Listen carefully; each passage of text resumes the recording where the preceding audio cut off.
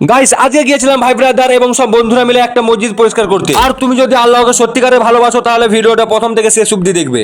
আজকের দিনটা ছিল বৃহস্পতিবার এবং আমার সব বন্ধুরা মিলে আমরা ডিসিশন নিয়ে আজকে আমাদের মসজিদটা পরিষ্কার করব। আর ঠিক তখন বাজে 9:30 এবং সব বন্ধুদেরকে আমরা ডেকে নিই, তারপর সব এক কাছে হয়ে যায়। তারপর ওখানে সাফ সাবান গুঁড়ো আরো অনেক কিছু যেগুলো ধুতে কাজে লাগে সেগুলো আমরা দোকান থেকে কিনে নিয়ে চলে আসি। এইদিকে একজন সার্ফে গুঁড়ো এখানে মিক্স করছে পানির সাথে, আর এইদিকে আমি উজুখানার সাইডের দিকে যেসব জিনিসগুলো ছিল আর কি যেমন না ভিজে যায় তার জন্য নিচে আমি নামিয়ে দিচ্ছি। তারপর মসজিদের কলটা জুড়ার পর আমরা মসজিদের ভিতরে ঢুকে যাই পাইপ নিয়ে, সেখানে আমরা কিছু পানি দিয়ে দিই যাতে যে সমস্ত ময়লাগুলো জমে আছে যেমন ভেদ গিয়ে যায়। তারপর সার্ফ এক্সেল গুঁড়ো এবং আরো যে অন্যান্য জিনিসগুলো আমরা আনছি সেগুলো এখানে যেমন পরিষ্কার করে দিতে পারি যাতে ময়লা একটাও না থাকে এবং এখানে সুগন্ধিময় হয়ে যায়। এই মসজিদটা আমরা একবার ধুয়েছিলাম অনেক আগে, মিনিমাম 1 বছর হচ্ছে। তারপর আবার আমরা ধোয়ার মতো চান্স পাবো আমরা কোনোদিন ভাবতে পারিনি। মানে বেঁচে থাকার কথা বলছি, আলহামদুলিল্লাহ আমরা বেঁচে আছি। নিজের প্রতি অন্যরকম ফিল হচ্ছে, কারণ আমাদেরকে এইসব কাজ করতে ভালো লাগে ঘরের কাজ না করলে। আর আমরা সব বন্ধু বান্ধব মিলে এমনিতেই দোকানে আড্ডা দিই, আড্ডা না দিয়ে ভাবলাম এই পবিত্র রমজান মাসে চল একটা কোনো নেকির কাজ করি। আর এই রমজান মাসে সবার উচিত বেশি বেশি করে নেকির কাজ করা, কারণ আমরা তো 11টা মাস গণাই করি, তাই না? আর ভাই আমাদেরকে এই কাজটা করতে খুব ভালোই লাগছিল। এবার তোমরা আমাকে কমেন্ট এসে বলবে তোমার কন্টেন্ট টাইপ তো আলাদা,